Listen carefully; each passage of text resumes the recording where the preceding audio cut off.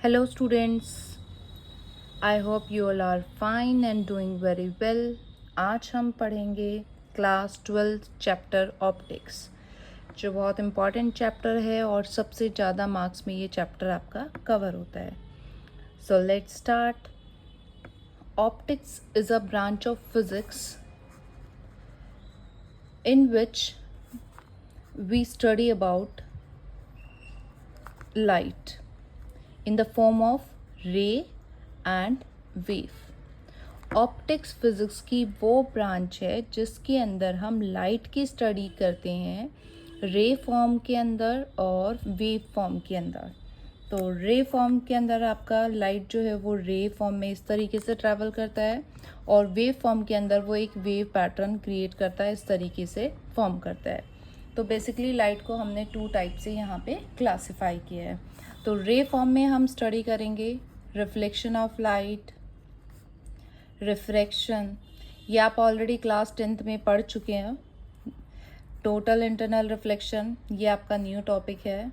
Then इसमें prism, dispersion, ये सब टॉपिक आपके किस पे आएंगे, रे के अंदर. तो हम स्टार्ट करते हैं रिफ्लेक्शन ऑफ लाइट से. रिफ्लेक्शन ऑफ लाइट क्या होता है, आप सभी को पता होगा. Bouncing back of light, light का सेम मीडियम के अंदर बाउंस हो जाना, उसको हम रिफ्लेक्शन ऑफ लाइट बोलते हैं. ये हमने एक मिरर लिया, इसको हम M1 M2 से डिनोट कर रहे हैं. हमने यहाँ पे एक सोर्स लिया जिससे लाइट आ रही है. सन हम कंसीडर कर रहे हैं, आप टॉर्च कुछ भी सोर्स यहाँ पे ले सकते हो. जो सोर्स से लाइट आती है उस रे को हम क्या बोलते हैं, इंसिडेंट रे. जब वो रे इस मिरर के ऊपर स्ट्राइक करेगी तो वो क्या होगा, सेम मीडियम के अंदर रिफ्लेक्ट हो जाएगी. तो उसको हम क्या बोलेंगे, रिफ्लेक्टेड रे. इंसिडेंट रे क्या होता है, द रे which is coming from source, and reflected ray is the रे विच getting after reflection, that is reflected ray. और यहाँ पे हम परपेंडिकुलर ड्रॉ करते हैं जिसको बोलते हैं नॉर्मल. नॉर्मल और इंसिडेंस रे के बीच में जो एंगल बनता है that is angle of incidence, और नॉर्मल और रिफ्लेक्टेड रे के बीच में जो एंगल बनता है उसको हम क्या बोलते हैं, reflected angle.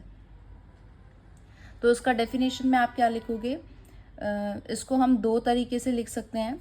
It is a phenomena of change in the path of light without any change in medium. Medium को चेंज किए बिना लाइट जब अपना रास्ता बदल लेती है तो उसको हम रिफ्लेक्शन ऑफ लाइट बोलते हैं. या फिर आप इसको लिख सकते हो, it is define as bouncing back of light. ठीक है. नेक्स्ट इसमें आता है लॉज ऑफ रिफ्लेक्शन. फर्स्ट आपका आता है angle I equals to angle R. Incidence angle हमेशा रिफ्लेक्शन के इक्वल होता है. अगर इंसिडेंस आपका 20 डिग्री है और रिफ्लेक्शन आपका 30 डिग्री है तो उस कंडीशन में रिफ्लेक्शन फॉर्मेशन नहीं होगी.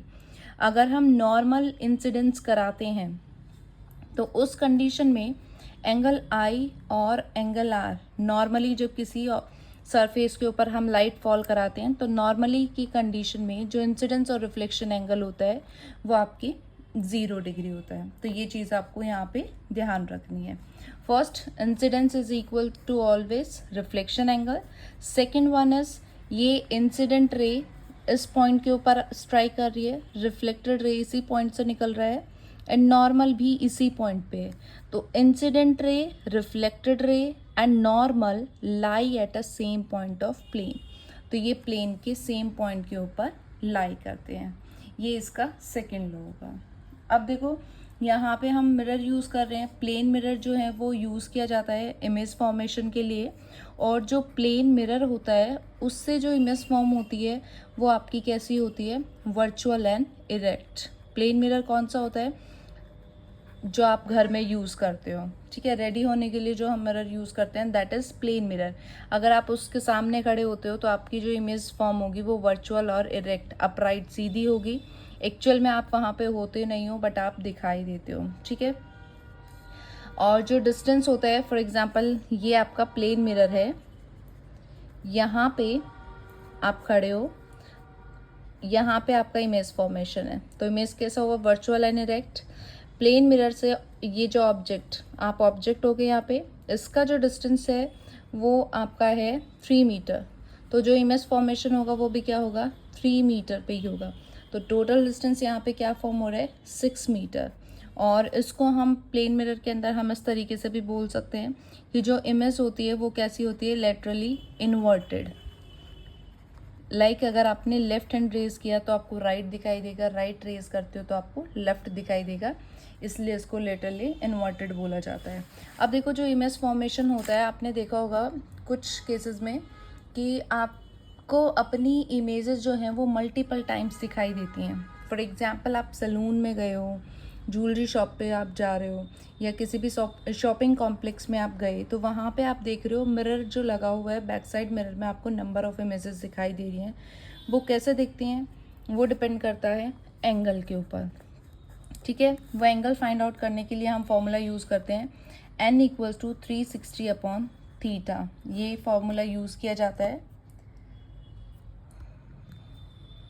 थीटा क्या है, एंगल। हमारा first mirror M1, second mirror M2, इन दोनों मिरर को हमने इस तरीके से प्लेस किया कि इनके बीच में एंगल क्या बन रहा है, 90 डिग्री। तो यहाँ पे जब हम सॉल्व करेंगे 360/90 तो कितनी इमेजेस मिलेंगी हमें, 4। अगर दो मिरर को आप परपेंडिकुलरली रखते हो तो उस कंडीशन में नंबर ऑफ इमेज फॉर्मेशन कितना होता है, 4। अगर हमें इवन नंबर ऑफ इमेजेस निकालनी है तो हम ये फॉर्मूला यूज़ करते हैं, और अगर हम ऑड नंबर ऑफ इमेजेस निकालनी है तो हम यूज़ करेंगे 360/θ - 1। आई होप आपको ये क्लियर हो गया है। Thank you so much.